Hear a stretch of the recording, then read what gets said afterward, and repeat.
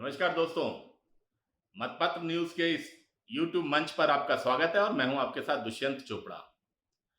मित्रों, भारत की राजनीति में यूं तो 4000 से ऊपर विधानसभाएं हैं, 540 से ऊपर हमारी लोकसभा की सीटें हैं जहां हर 5 साल में चुनाव होता रहा है। लेकिन कुछ सीटें भारत की चुनावी राजनीति में, भले वो विधानसभा हो या लोकसभा हो, कुछ ऐसी सीटें हो गई जो कि किसी नेता विशेष या किसी व्यक्ति विशेष का नाम उस सीट से जुड़ने के बाद वो सीटें कुछ ज्यादा ही लाइमलाइट में आई और लोग उन सीटों के बारे में ज्यादा कान देने लगे, ध्यान से सुनने लगे कि भाई यह इस सीट पर ये व्यक्ति या ये नेता है तो इस सीट का परिणाम क्या होने जा रहा है। हमारे पास ऐसे अनेकों उदाहरण हैं। अगर आप ध्यान करें कि यूं तो पंडित जवाहरलाल नेहरू फूलपुर से भी लड़े, इलाहाबाद से भी लड़े, लेकिन वो उन उन सीटों की इतनी मशहूरी नहीं हुई या इतनी पॉपुलैरिटी उन सीटों को नहीं मिली। जबकि स्वर्गीय राजीव गांधी ने जब अमिताभ बच्चन को इलाहाबाद की सीट से लड़ाया तो इलाहाबाद की सीट एकदम से लाइमलाइट में आ गई। लोगों को लगा अरे वाह, ये क्या हो गया। इससे पहले अगर हम उससे थोड़ी पीछे चले जाएं तो 1978 में जब स्वर्गीय इंदिरा गांधी भूतपूर्व प्रधानमंत्री ने कर्नाटक की चिकमगलूर सीट से चुनाव लड़ने का फैसला किया तो चिकमगलूर अपने आप में एक वीआईपी सीट हो गई रातों रात और पूरे मीडिया की नजर उसके ऊपर। हालांकि उस वक्त सोशल मीडिया नहीं था, इलेक्ट्रॉनिक मीडिया का बहुत ज्यादा जमाना नहीं था, लेकिन फिर भी वो सीट बहुत ज्यादा एक पॉपुलर सीट बन गई। हालांकि बाद में उन्होंने जब मेडक से चुनाव लड़ा 1980 में तो मेडक आंध्र प्रदेश की वो सीट भी एकदम लाइमलाइट में आई। इसी तरह अगर हम बात करें तो कांग्रेस की निवर्तमान अध्यक्ष श्रीमती सोनिया गांधी, जब उन्होंने कर्नाटक की बेल्लारी सीट से चुनाव लड़ने का निर्णय किया तो रातों रात बेल्लारी सीट ऐसी लाइमलाइट में आई कि सारा मीडिया, सोशल मीडिया उस जमाने में आ चुका था थोड़ा थोड़ा। तो किस तरह से बेल्लारी सीट इतनी लाइमलाइट में आई कि भाजपा की नेत्री सुषमा स्वराज भी वहां पर पहुंच गई चुनाव लड़ने और उनका एक बयान भी उस समय बहुत मशहूर हुआ। खैर अभी वो विषयांतर हो जाएगा, हम उस पर नहीं जाएंगे, लेकिन बेल्लारी सीट बहुत फेमस हुई। अब आप सोचिए, आप में से कितने लोग वायनाड लोकसभा सीट को जानते होंगे। लेकिन जब राहुल गांधी ने वहां से चुनाव लड़ने का फैसला किया तो लोगों को पता लगा कि केरल की एक ऐसी भी लोकसभा सीट है वायनाड, जहां पर मुस्लिम आबादी 50-60% से ऊपर है और या ये उसकी डेमोग्राफी है, ये उसकी टोपोग्राफी है। तो खैर वायनाड सीट लाइमलाइट में आती है। हालांकि अभी राहुल गांधी वहां से इस्तीफा दे चुके हैं और जैसे कि खबरें हैं और कंफर्म खबरें हैं, राहुल गांधी ने स्वयं भी स्वीकार किया है कि वायनाड की सीट से वो उनकी बहन प्रियंका गांधी वाड्रा को वहां से चुनाव लड़वाने जा रहे हैं। अब ऐसी बात करें तो उत्तर प्रदेश की राजधानी लखनऊ, पहले भी वो लोकसभा सीट होती थी, लेकिन जब से अटल बिहारी वाजपेयी जी ने, भूतपूर्व प्रधानमंत्री ने वहां से लड़ना शुरू किया तो वो सीट एक वीआईपी सीट मानी जाने लगी। और अटल जी के बाद से आपके रक्षा मंत्री राजनाथ सिंह उस सीट से चुनाव लड़ते आ रहे हैं। अगर हम विधानसभा सीटों की बात करें तो आप देखिए हरियाणा, जहां की चुनाव ही चल रहा है, बहुत सी ऐसी सीटें जो किसी ना किसी परिवार के साथ या व्यक्ति विशेष के साथ जुड़ गई हैं। जैसे कि हम आदमपुर की बात करें तो भजनलाल और भजनलाल के परिवार से उस सीट का जुड़ाव सभी जानते हैं।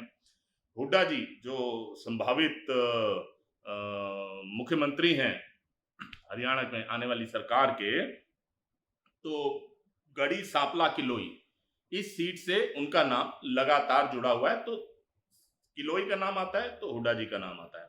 अब आप सोचेंगे कि मैं ये सारी चर्चा क्यों कर रहा हूं। दृष्टिकोण मीडिया की घुमक्कड़ टीम जब घूमती घूमती हरियाणा की विभिन्न सीटों को कवर करती हुई भवानी खेड़ा पहुंची तो भवानी खेड़ा में हमें एक अद्भुत बात नजर आई कि वहां पर जो कांग्रेस ने जिस प्रत्याशी को टिकट दी है उनका नाम है प्रदीप नरवाल। प्रदीप नरवाल की नजदीकी कांग्रेस की गांधी परिवार की सदस्य प्रियंका गांधी जी के साथ सर्वविदित है। सब जानते हैं कि प्रियंका गांधी जी की सिफारिश पर या उनके अनुमोदन पर उनको यह टिकट मिली और वो यहां पर आकर मजबूती से अपना चुनाव प्रचार कर रहे हैं और लड़ रहे हैं। अब ये सीट वीआईपी उनके आने से क्यों हो गई, मैंने ऐसा वाक्य क्यों कहा, उसका मैं आपको कारण बताता हूं कि बवानी खेड़ा सीट, जहां पर कि सन 2000, 2005, 2009 लगातार 3 चुनावों में इंडियन नेशनल कांग्रेस के रामकिशन फौजी ने इस सीट पर जीत दर्ज की, तो वो एक वन ऑफ द सीट थी, वो वन ऑफ द एमएलए थे जो कि 3 बार जीत रहे थे, फिर भी बवानी खेड़ा को कोई जानता नहीं था। उसके बाद 2014 में जब भाजपा का उभार हुआ हरियाणा में, भाजपा ने सरकार बनाई 14 और 19 में, तो दोनों बार यहां से बिशंबर सिंह भाजपा की तरफ से प्रत्याशी थे।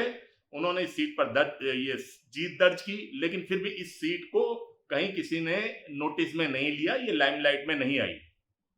इस बार 10 साल के सरकार के एंटी इनकम्बेंसी फैक्टर को निरस्त करने के लिए और 10 साल का जो लोकल लेवल पर भाजपा के एमएलए रहे बिशंबर सिंह का एंटी इनकम्बेंसी फैक्टर नलीफाई करने के लिए या उसको निरस्त करने के लिए भाजपा ने यहां पर प्रत्याशी बदला। भाजपा ने प्रत्याशी बदला तो यहां पर उन्होंने टिकट दी कपूर वाल्मीकि नाम के अपने एक कार्यकर्ता को, जो एक निष्ठावान कार्यकर्ता है, उसके ऊपर कोई प्रश्न चिन्ह नहीं है, और उन्होंने अपना चुनाव प्रचार शुरू किया। फिर बाद में सीन में आते हैं प्रदीप नरवाल। प्रदीप नरवाल के को टिकट मिलते ही जो यहां पर टिकटार्थी थे कांग्रेस पार्टी से, भले वो खुद रामकिशन फौजी रहे हों या मास्टर रतेरा रहे हों, लेकिन जब प्रदीप नरवाल पिक्चर में आते हैं, उनका चुनाव प्रचार शुरू होता है, तो शुरुआत में यहां पर जैसा कि हमने बहुत से लोगों से बातचीत की और जो उसका निष्कर्ष निकल कर आया वो मैं आपके सामने रखना चाहूंगा।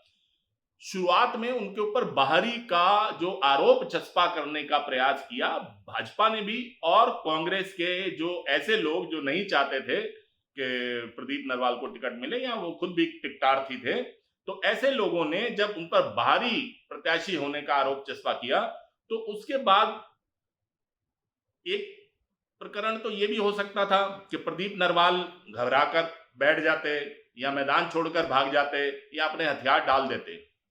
लेकिन इस युवा और जुझारू नेता ने जब पूरी तरह से वहां की जनता से संपर्क साधा, उनको बताने की कोशिश की, अपना परिचय देने की कोशिश की, तो धीरे धीरे इनका कारवां जुड़ता चला गया।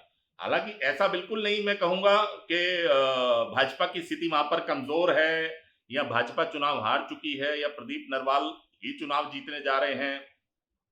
मामला टफ है, फाइट फंसी हुई है, लेकिन एप्रिशिएबल बात यह है कि जहां से शुरुआत करी थी प्रदीप नरवाल ने, आज वो उससे मीलों आगे निकल चुके हैं। ये भाजपा को भी प्रतीत हो रहा है। संसाधनों की कोई कमी नहीं है, कार्यकर्ताओं की कोई कमी नहीं है, सभी लोग उनके समर्थन में लगे हुए हैं।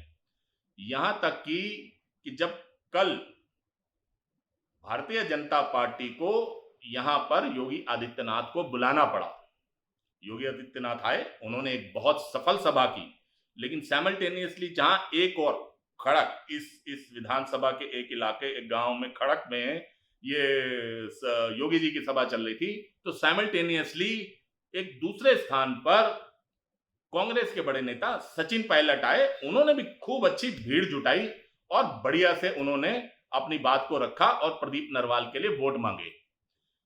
अब मजेदार बात यह है कि कल 2 अक्टूबर को, यानी चुनाव प्रचार खत्म होने से पहले दिन, जैसी कि चर्चा है, यहां पर प्रियंका गांधी स्वयं आ रही हैं प्रदीप नरवाल का चुनाव प्रचार करने। जब हमने जनता से इस बारे में राय लेने की कोशिश की, तो ना सिर्फ प्रियंका गांधी, देखिए बड़ा नेता जब आता है तो वो कुछ ना कुछ वोट परसेंटेज तो बढ़ाकर जाता ही अपने प्रत्याशी के लिए। योगी जी आए तो निश्चित रूप से कपूर वाल्मीकि का कुछ भलाई करके गए होंगे। ऐसे ही प्रियंका गांधी अगर आएंगी तो वो भी अपने साथ एक कहते बिग बंच ऑफ वोट्स वो तो साथ में जरूर लेकर आएंगी और वो प्रेजेंट देकर जाएंगी प्रदीप नरवाल को। अंतिम नतीजा जो भी होगा वो हमें 8 तारीख को पता लगेगा। लेकिन यहाँ की जितने भी, अगर हम जातिगत समीकरणों को देखें, भले वो जाट कम्युनिटी हो, ब्राह्मण कम्युनिटी हो, राजपूत कम्युनिटी हो, जिनका यहाँ पर बोलबाला है, इसके अलावा अदर बैकवर्ड क्लास, ओबीसी और दलित में धानोक, वाल्मीकि, दोनों समाजों का यहाँ पर पूरा वोट में शेयर है। अब उनसे अगर हमने बात करने की कोशिश की, तो जहां एक और शुरुआती दिनों में या शुरुआती समय में प्रदीप नरवाल कहीं फंसे हुए नजर आ रहे थे, आज वो इस राय को बनाने में, देखिए ये जो वीआईपी सीट का मैंने इस थंबनेल में नाम दिया इस वीडियो को, उसका कारण यही है कि यहाँ जिस जाति वर्ग से, जिस आयु वर्ग से, महिलाओं से, पुरुषों से दृष्टिकोण मीडिया की टीम ने बात करने की कोशिश की, तो मजेदार चीज ये निकल कर आई कि ये धारणा जोर पकड़ती जा रही है कि कांग्रेस की सरकार तो हरियाणा में आ ही रही है, जिसकी ज्यादा संभावना है, तो कांग्रेस की सरकार आएगी, तो अगर हमने प्रदीप नरवाल को जिता दिया तो प्रदीप नरवाल मंत्री भी बनेंगे, यानी कि हम एक मंत्री को चुनने जा रहे हैं। तो ये जो मंत्री को चुनने जा रहे हैं, और ये जो, तो उसके बाद यहाँ का चुनाव पर्सनैलिटी ड्रिवन हो गया है। देखिए, जब चुनाव पर्सनैलिटी ड्रिवन हो जाता है, तब हम जब जनता से पूछते हैं आप व्यक्ति को वोट देंगे, यानी प्रत्याशी को वोट देंगे या पार्टी को वोट देंगे, तो जहां पहले एक चीज बहुत स्पष्ट निकल कर आ रही थी कि पार्टी की तरफ, भले वो भाजपा थी, भले वो कांग्रेस थी, पार्टी की तरफ रुझान ज्यादा था। लेकिन अब पिछले 10 दिनों में जो यहाँ पर समा चेंज हुआ है, उसके बाद ज्यादातर रिस्पोंडेंट ये मानने लगे हैं कि वो व्यक्ति की तरफ भी अपना झुकाव महसूस कर रहे हैं, और एक मंत्री को चुनने में उनको ज्यादा सुविधा होगी और ज्यादा खुशी होगी। खैर, ये तो हमारा आकलन है। अंतिम नतीजा या अंतिम निर्णय भवानी खेड़ा की जनता ने करना है। भवानी खेड़ा की जनता 5 तारीख को कहाँ वोट देती है, कहाँ उनका बटन दबता है, ये तो 5 को ही पता चलेगा, नतीजे 8 को पता चलेंगे। लेकिन फिर भी हम लोग भवानी खेड़ा पर नजर बनाए रखेंगे इस बात के साथ, और इस नैरेटिव के साथ भी मैं कहना चाहूंगा कि एक ऐसा प्रत्याशी आता है जो कि एक अनजान सी सीट को वीआईपी सीट में बदल के रख देता है। इसी विश्लेषण के साथ मैं यहाँ अपनी बात समाप्त करूंगा। अगर आपको मेरे विश्लेषण तर्कपूर्ण और अच्छा लगा हो तो कृपया लाइक कीजिए, और आपने अभी तक हमारे चैनल को सब्सक्राइब नहीं किया है तो कृपया चैनल को सब्सक्राइब अवश्य करिए। बहुत बहुत धन्यवाद। Thank you.